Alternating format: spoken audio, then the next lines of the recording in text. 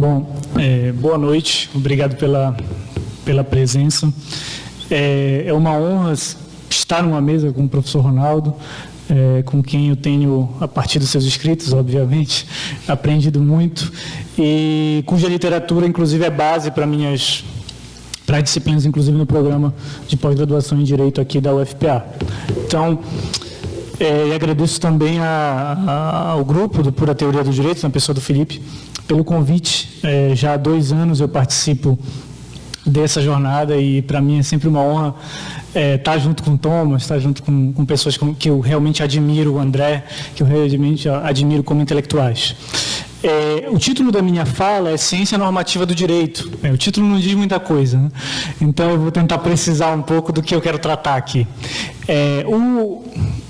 E vocês vão ver que o meu ponto ele é muito restrito e até a minha palestra vai se tornar um pouco analítica no final dela. Então, o Jerry Fodor, que é um filósofo norte-americano, ele tem um livro que se chama Concepts, Where Cognitive Science Went Wrong. Ou seja, conceitos, onde a ciência cognitiva, a ciência da mente, entrou errado. O título da minha palestra poderia ser algo como positivismo jurídico, onde a teoria do direito entrou errada. E o que eu quero discutir aqui com vocês é algo que me incomoda dentro hoje da teoria do direito, que é o tratamento, até que ponto, na verdade, o tratamento hoje dado pelo positivismo jurídico sobre a linguagem normativa do direito contribui ou não para a determinação do conteúdo do direito. Vou explicar um pouco melhor o que eu quero dizer com isso. Bom, hoje, se você abrir um livro de teoria do direito, eu vou tratar aqui um livro que eu gosto muito, do Andrew Marmor, Philosophy of Law, Filosofia do Direito.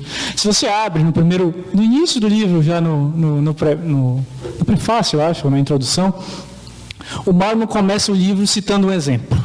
Imaginem que vocês estão dirigindo na Califórnia, numa rodovia da Califórnia, e vocês escutam na rádio uma seguinte mensagem. No dia 1º de janeiro de 2017, vocês escutam a seguinte mensagem. O limite de velocidade na rodovia se alterou para, 100 km por hora. A pessoa que escuta isso pode se perguntar, eu devo me adequar a esse limite de velocidade de 100 km por hora, sim ou não? Só porque o locutor está dizendo? E aí, no segundo momento, o locutor completa. É a lei federal, número tal. O fato, então, dele ter completado essa frase dizendo que é a lei, parece que altera os motivos que eu tenho para me adequar ou não àquela regra.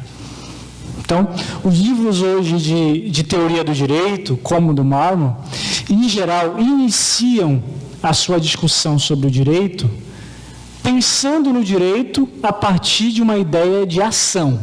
O indivíduo precisa fazer algo, e até o professor Ronaldo acabou de falar disso, as razões que são dadas para ele agir de determinada forma são razões de um tipo diferente, que são razões jurídicas, que a gente costuma dizer, a partir de uma determinada tradição, são razões autoritativas e, por isso, alteram o modo como eu devo proceder naquele caso.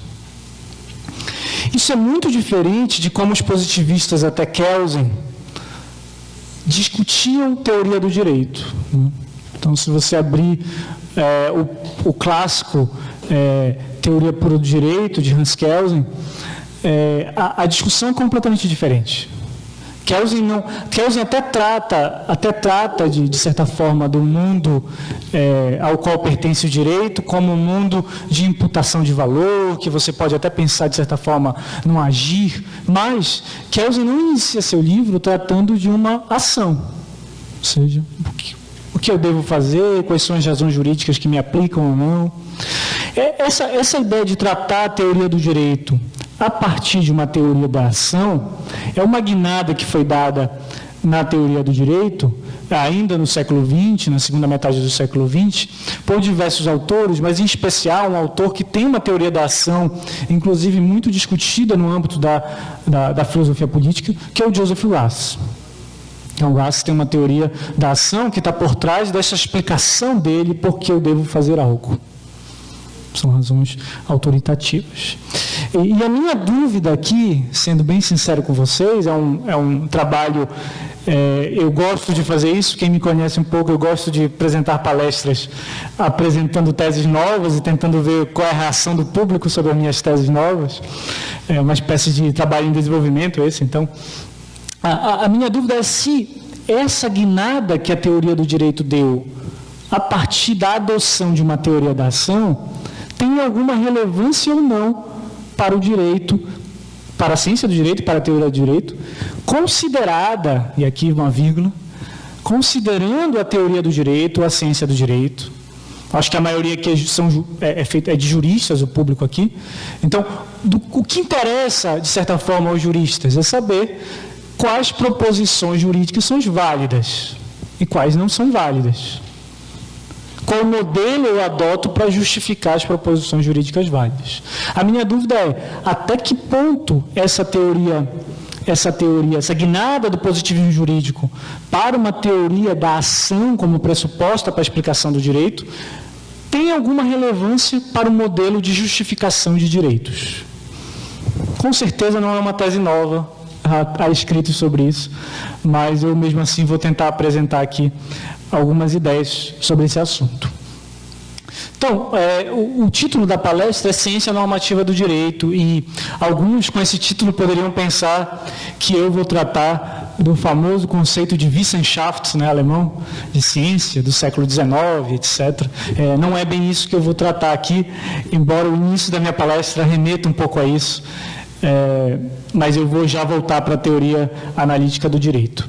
Então, a ideia de Wissenschaft na discussão sobre a ciência do direito, ou seja, essa ideia de ciência, é uma discussão própria do século XIX, da tradição da filosofia, sobretudo alemã, em que havia uma dúvida sobre qual modelo de ciência seria o importante ou adotado para as ciências chamadas ciências do espírito, as ciências humanas, como a gente chama no Brasil.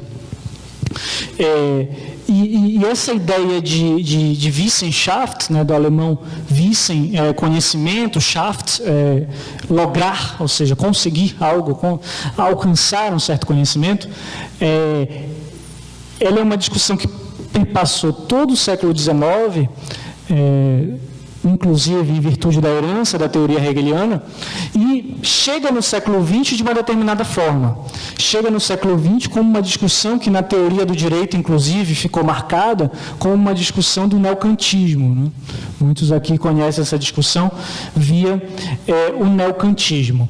E o neocantismo, ele influenciou decisivamente a ciência do direito, em virtude, inclusive, da obra de Hans Kelsen, que eu já citei aqui, a Teoria Pura do Direito. Então, Kelsen, sabidamente, todos conhecem, é um autor influenciado pelo neocantismo, e aí há discussões sobre qual tipo de neocantismo influenciou Kelsen. Eu não vou entrar nessa discussão aqui, nós temos professores aqui que fazem isso com uma competência, inclusive, melhor que a minha.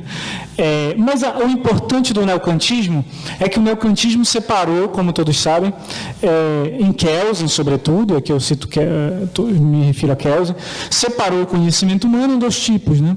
O conhecimento no plano do ser e o conhecimento no plano do dever ser. Então, é a diferença básica da história da filosofia entre explicação e compreensão, né? Dentro da tradição alemã. Então, existem ciências que são explicativas, como no caso da física, como no caso da química, e existem ciências que são baseadas nessa ideia de Verstehen, de compreensão. Então, ciências que são baseadas numa ideia de compreensão. E Kelsen adota isso já no início da Teoria Pura do Direito, quando ele diz que para o direito não interessa explicar um fenômeno, ou seja, a causalidade de produção de um determinado fato, mas sim compreender esse fenômeno. O que significa compreender para Kelsen? Significa que os cientistas sociais ou humanos, eles imputam determinado valor ao objeto, e por isso aquele objeto adquire um significado no plano do dever ser, no plano das ciências humanas ou ciências sociais. Então, o clássico exemplo do Paul Grice, né, é o exemplo de levantar as mãos e que Kelsen também utiliza. Eu tenho duas formas de explicar. Se alguém levanta a mão, aqui o Lucas, por exemplo, levanta a mão no meio da minha fala, existem duas formas de compreender isso. Eu posso esclarecer o que causou levantar a mão do Lucas, esclarecer isso do ponto de vista neurológico, inclusive, ou eu posso compreender que levantar a mão, no caso do Lucas, significa pedir a palavra para falar algo. São dois tipos digamos, de explicações em sentido amplo para esse ato do Lucas de levantar a mão no meio da minha fala aqui no auditório. O Kelsen identifica o direito dentro dessa visão de compreensão. Outros autores também nessa tradição neocantista, como um autor importante para depois da segunda metade do século XX, o autor Gustav Hadbro, também é outro autor que adota a mesma ideia, né? Uma ideia semelhante, não é a mesma de Kelsen, porque o Hadbro já baseado na filosofia de Lask, adota uma ideia de Kulturwissenschaft, ou seja, de ciência cultural, que é um pouco diferente da ideia de Kelsen, e aí em Hadbro divide a realidade em 4 dimensões. Para Hadbro existe a dimensão da ciência valorativa, a dimensão da ciência cega com relação aos valores, a dimensão da ciência referente aos valores e a dimensão da ciência supravalorativa. O direito como um fenômeno cultural, ele é definido em Hadbro como uma ciência referente a valores, ou seja, ele tem sua origem em fatos, mas esses fatos fazem referência a valores, uma dimensão valorativa. Então, uma ciência cultural no meio entre uma ciência cega com relação aos valores e uma ciência valorativa, que seria, por exemplo, a filosofia. Bom, isso tudo, de certa forma, é contestado a partir de uma outra visão sobre a ciência e teoria do direito, que é a visão da jurisprudence, que é a visão que eu quero tratar, sobretudo aqui no meu trabalho, porque eu acho que esse é mais apropriado à própria jornada. Então, deixa eu ver onde eu estou aqui.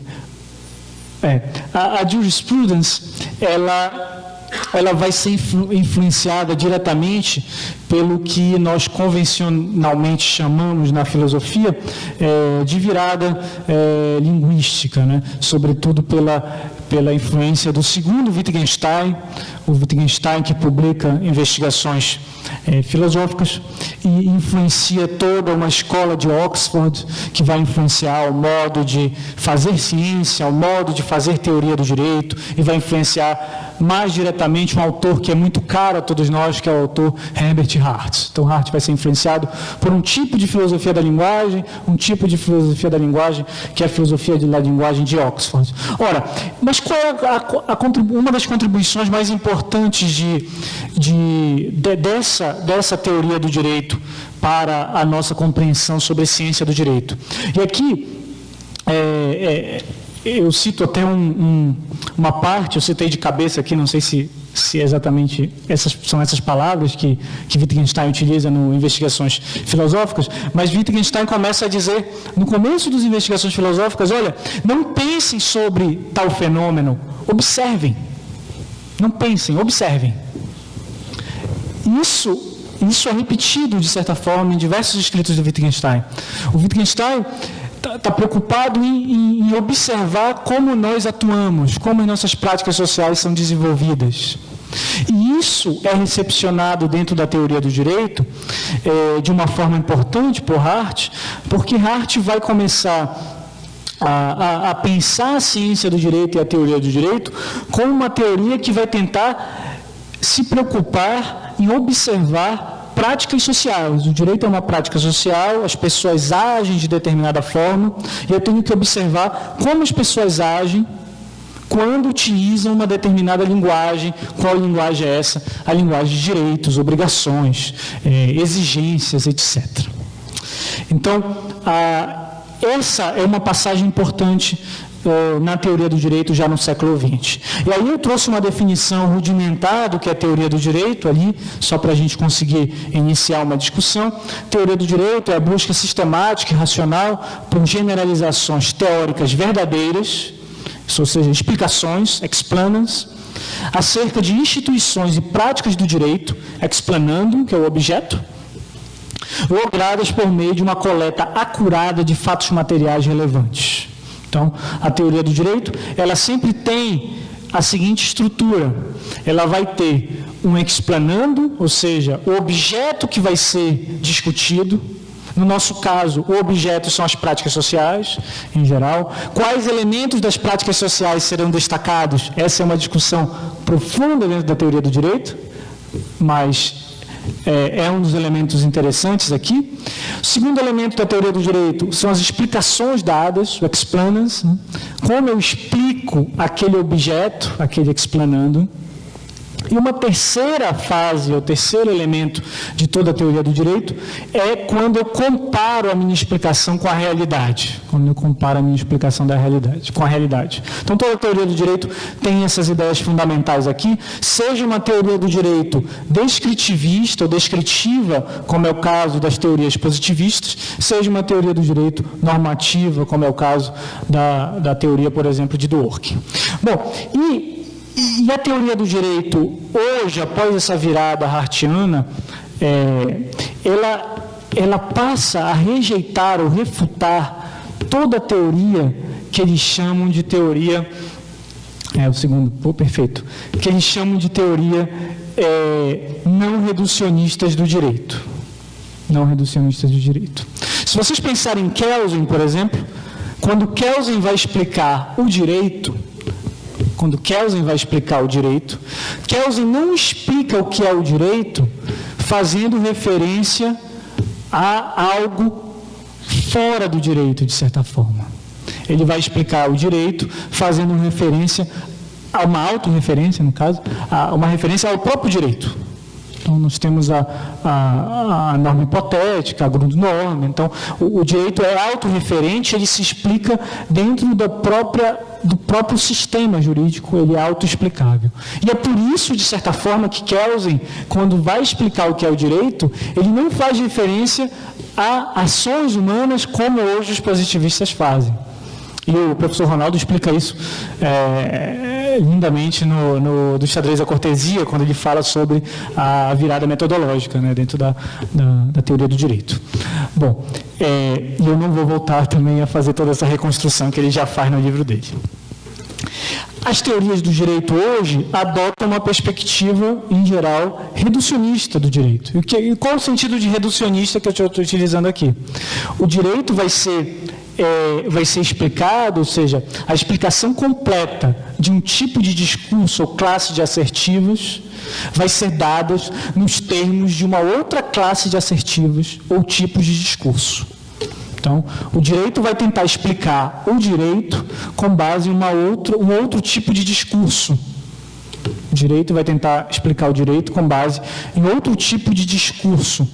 E isso me parece que é importante aqui. Quando Hart vai tentar explicar o direito, como foi trabalhado pelo professor Ronaldo, com base em convenções que são pressupostas em práticas sociais, essas convenções seriam espécies de regras sociais, né? O Hart está tentando explicar o direito em termos que não são exatamente jurídicos, que são termos de outra espécie de discurso, que é o discurso das nossas práticas sociais, das regras sociais. Bom, o meu objetivo, após essa primeira parte, é discutir se a tese das fontes sociais é compatível com o tipo de linguagem normativa utilizada para descrever o conteúdo do direito.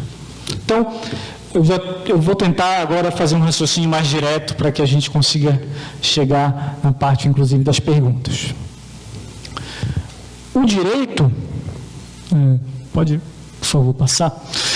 O direito são práticas sociais. Todos os herdeiros de Hart já trabalham a partir dessa perspectiva. O direito são práticas sociais. E o direito são práticas sociais, que o direito como prática social pode ser explicado com referência a outro tipo de discurso. Mas mesmo assim, os usos dos termos direito, exigir, obrigação, etc., parecem implicar um caráter normativo. Vou explicar isso aqui agora. Então, os direitos são, nessa visão, são padrões de comportamento. Padrões de comportamento que surgem dentro de uma determinada prática social, a partir de determinados fatos sociais.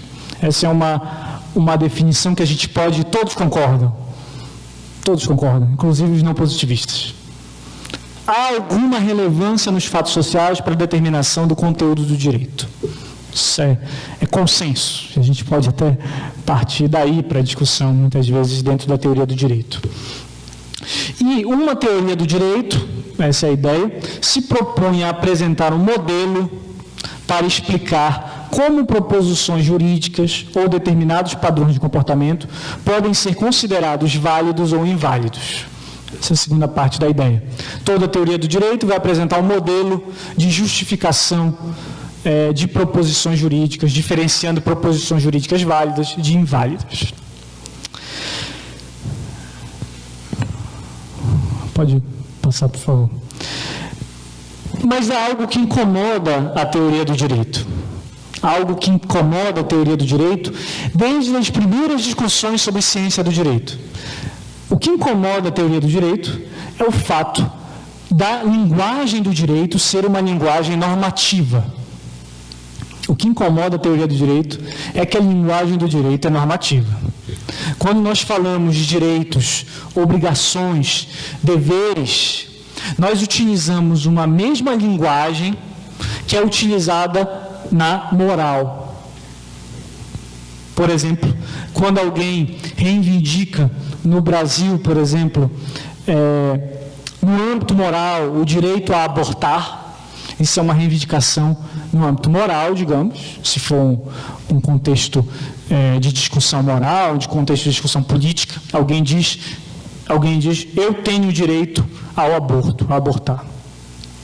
Notem que a mesma linguagem que alguém diz, eu tenho direito a abortar, no contexto moral, é o mesmo termo que eu vou utilizar no contexto jurídico, quando eu digo, eu tenho direito a acesso à educação segundo a Constituição Federal. O termo direito aí é o mesmo. Isso causa um certo desconforto, de certa forma.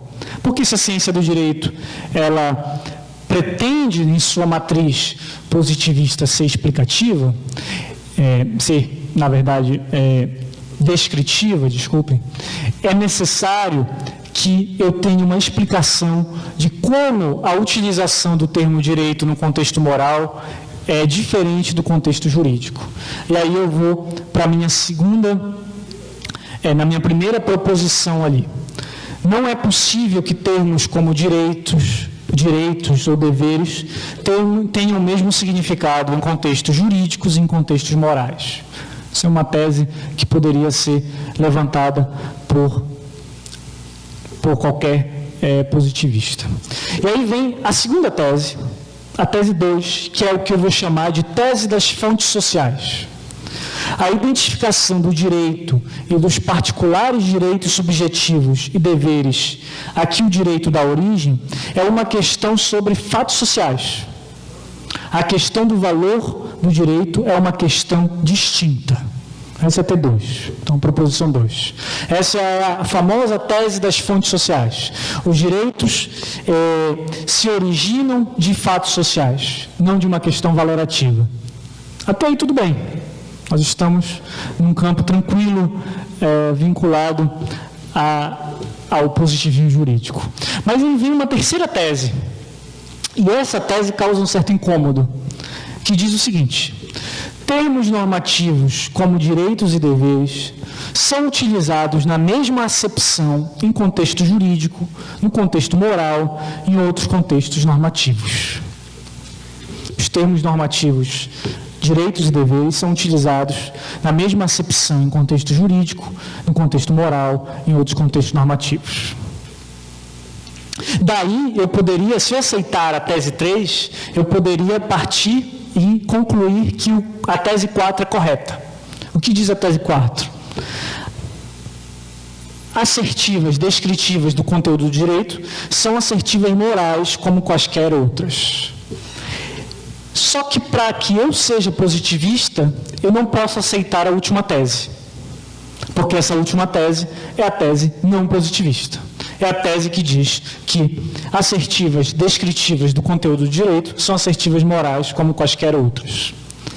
Tudo bem, alguém poderia dizer, mas então vamos negar a tese 3 e vamos ficar com as duas primeiras teses, a tese das fontes sociais e a tese 1, que eu citei há pouco. E aí nós mantemos a pureza do positivismo jurídico, o caráter descritivo dele. O problema é que o positivismo jurídico, e aqui eu vou citar com uma certa ousadia, como eu disse para o André, falar do Raz diante dele, eu vou dizer que o Joseph Raz aceita a tese 3. Ele aceita que os termos normativos como direitos e deveres são utilizados na mesma acepção em contexto jurídico, em contexto moral, em outros contextos normativos. Por que ele aceita isso? Bom, basicamente porque os direitos, assim como os direitos, assim como os direitos morais, os direitos jurídicos, são razões para a ação. São razões que eu tenho para atuar, são razões que eu tenho para agir de uma determinada forma. Isso é válido tanto no contexto do direito, quanto no contexto da moral ou em outros contextos da moralidade. Então, o direito são razões para atuar, são razões para agir, tanto no contexto jurídico, quanto no contexto moral.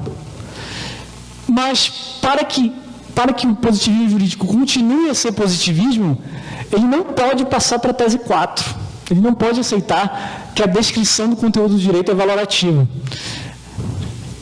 E aí, como eu soluciono esse problema? Como eu soluciono esse problema mantendo a pureza do direito descritivo?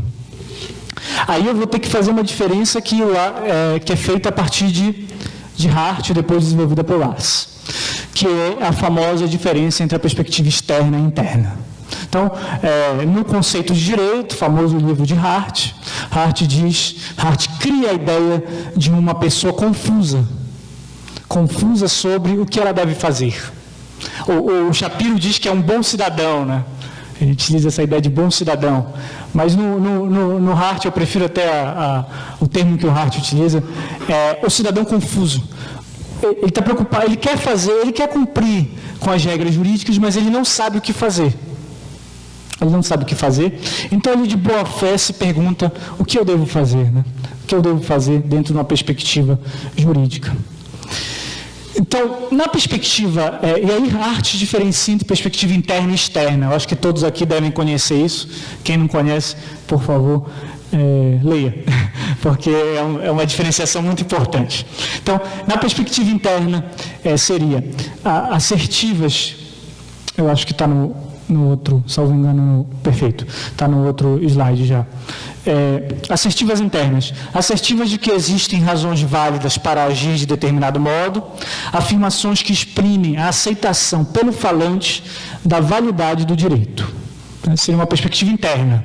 É alguém que quer saber o que fazer e se pergunta o que o direito diz sobre isso. E ele, de certa forma, aceita, internaliza as regras do direito e age de acordo com essas regras. A perspectiva externa seria afirmações acerca das crenças ou atitudes relativas às normas de um certo grupo de pessoas. Seria se eu dissesse, por exemplo, a opinião da maioria dos brasileiros é que o aborto não deve ser legalizado. Seria uma perspectiva externa em que eu estou simplesmente descrevendo a opinião de um determinado grupo de pessoas. Mas notem, mesmo quando Hart diz que na perspectiva interna, alguém aceita aquelas regras como válidas, isso não quer dizer, segundo, acredito que é o consenso hoje no positivismo, isso não quer dizer que ele esteja adotando, ou melhor, isso não quer dizer que quando ele vai dizer qual é o conteúdo do direito, ou seja, quais proposições jurídicas são válidas, isso não quer dizer que ele está adotando uma atitude valorativa. valorativa. Isso seria ainda descrição, embora ele esteja aceitando, de certa forma, a validade do direito. E aí Joseph Was propõe uma terceira via de explicação a isso. Ele vai dizer o seguinte,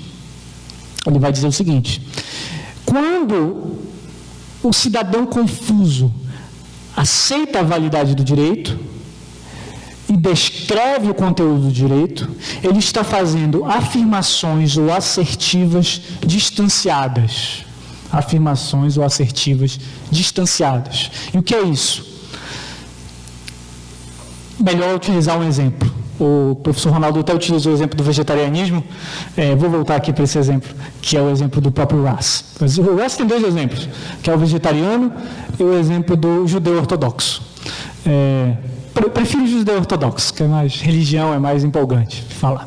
Então, o Russ diz, olha, um católico pode falar para um judeu ortodoxo sobre qual é o comportamento que ele deve seguir, o que ele deve fazer, segundo a sua religião, segundo a Torá. Então ele vai dizer, imaginem que eu sou católico, Felipe é judeu, e eu estou na mesa com ele, e eu sou um profundo conhecedor, digamos, da Torá, e eu digo para o Felipe que ele deve guardar os sábados, eu acredito que não estou completamente errado nisso, ele deve guardar os sábados segundo a Torá. Segundo a Torá. A Russ vai dizer, é perfeitamente possível que um católico diga o que um judeu pode fazer sem que ele aceite a religião do outro, sem que ele aceite a religião do Felipe. Então, eu posso dizer o que o Felipe deve fazer segundo a Torá, mesmo sem aceitar a religião, sem aceitar a Torá como verdade do ponto de vista religioso ou moral. Tudo bem, essa tese do Russ, ela é uma tese aceita e repetida hoje comumente como um argumento decisivo para a rejeição do não positivismo, para a rejeição tanto do justnaturalismo quanto do interpretativismo do Dworkin. E aí eu tenho algumas considerações sobre isso, sobre o que o Russ chama de afirmações ou assertivas distanciadas. Minha pergunta fundamentalmente, faz alguma diferença explicar o direito nesses termos para quem quer conhecer o conteúdo do direito? Faz alguma diferença essa tese das assertivas distanciadas para alguém que quer saber quais são as proposições jurídicas válidas? E a minha intuição é que não faz diferença. Eu vou tentar... Quanto tempo eu tenho, Felipe? Acabou 7 minutos. Eu acho que foi discricionário, porque ainda agora eram 10, eu não... Mas vamos lá, vou tentar finalizar aqui o pensamento. Para mim, parece que não faz diferença explicar o direito nesses termos. Me parece que dizer que essas assertivas distanciadas não fazem diferença para determinar o conteúdo do direito.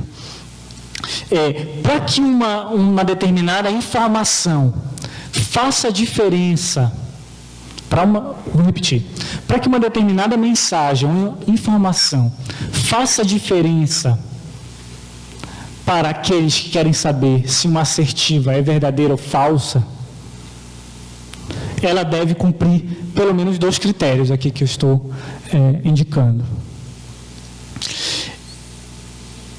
Ela precisa ter uma importância, em primeiro lugar, pragmática. Importância pragmática. E aí vem o meu primeiro exemplo ali.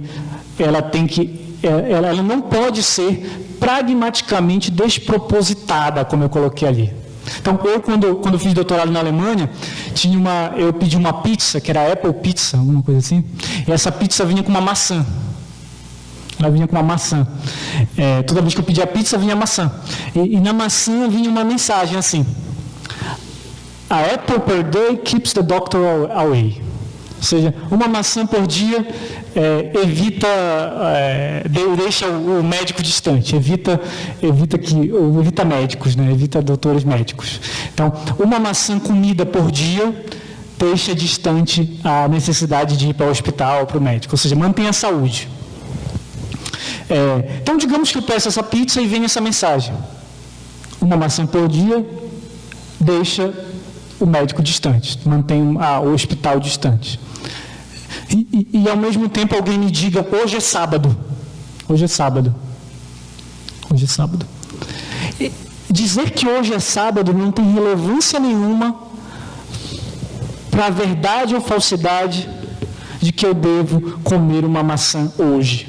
Porque uma maçã por dia, todos os dias, deixa o hospital distante. Dizer que hoje é sábado não tem relevância pragmática alguma para a verdade dessa assertiva. Essa é a primeira parte. Em segundo lugar, essa informação, ela não pode ser também semanticamente despropositada. O que quero dizer com isso?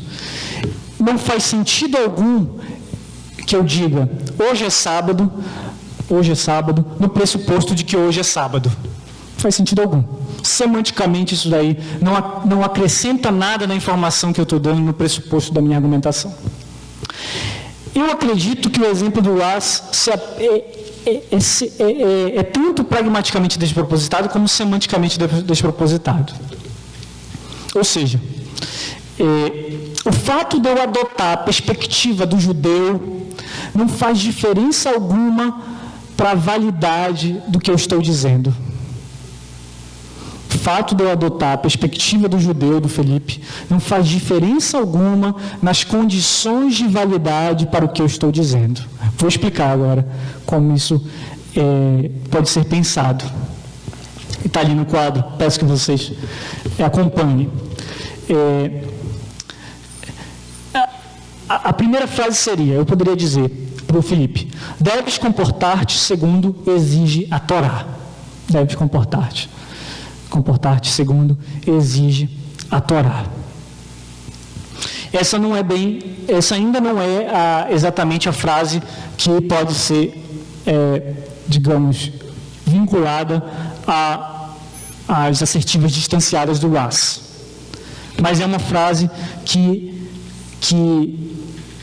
não é bem o que o Russ ainda está dizendo como assertiva distanciada.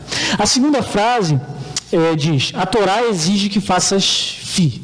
A Torá exige que tu não comas, digamos, carne, digamos. Ou para um vegetariano, né? O vegetarianismo exige que tu não comas carne. Qual é a diferença de eu dizer?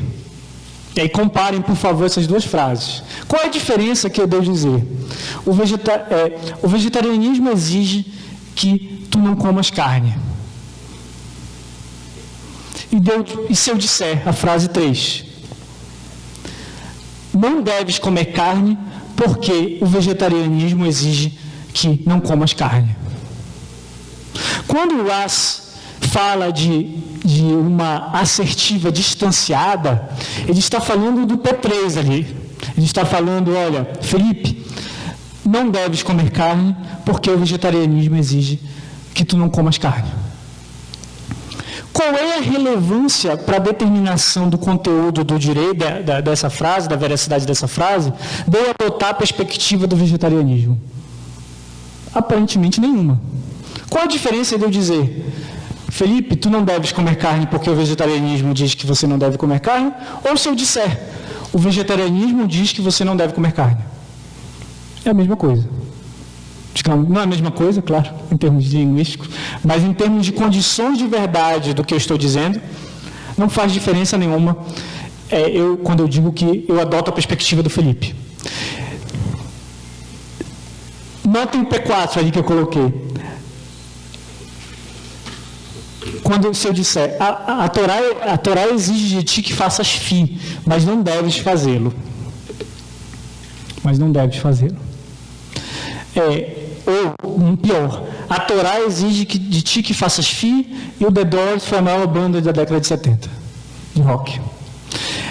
a frase, o The Doors foi a maior banda da década de 70 de rock, tem a mesma importância que tem adotar a perspectiva do Felipe como vegetarianismo para a determinação da verdade, da minha assertiva que o Felipe não deve comer carne. Nenhuma.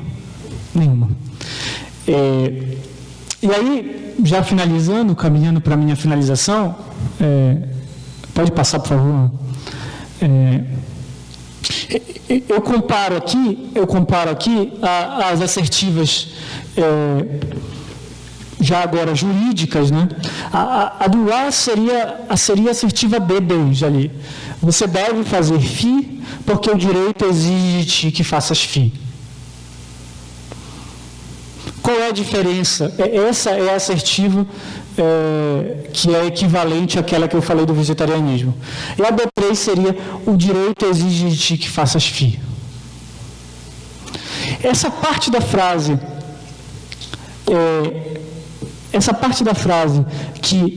da D2, que pressupõe que eu adotei a perspectiva do direito para falar para o Felipe sobre o que ele deve fazer segundo o direito, não tem importância nenhuma para a determinação do conteúdo do direito. Repito, não tem importância nenhuma. Não existe importância, tanto no sentido pragmático como semântico, para essa ideia dentro do direito. E aí eu concluo, rapidamente, aberto para as perguntas, claro, de vocês. Eu concluo. Qual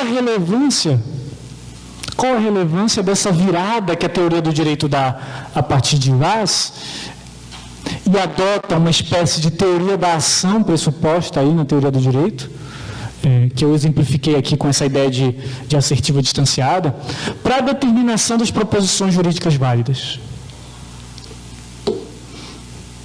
Isso, eu não estou dizendo que não tem relevância nenhuma para a filosofia do direito. Repito, pode ter uma relevância para explicar, por exemplo, como o direito, como instituição surge, ou uma ontologia social sobre o que é o direito, mas não me parece que haja alguma relevância nessa explicação para o modelo de determinação do conteúdo do direito. E aí, essa foi a minha conclusão aqui.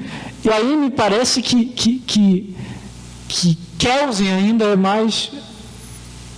Kelsen, aparentemente, é mais interessante nesse sentido. Porque Kelsen não vai pressupor essa perspectiva distanciada. Para Kelsen, o Kelsen seria o exemplo D3, o Kelsen diria, o direito diz que você deve fazer isso.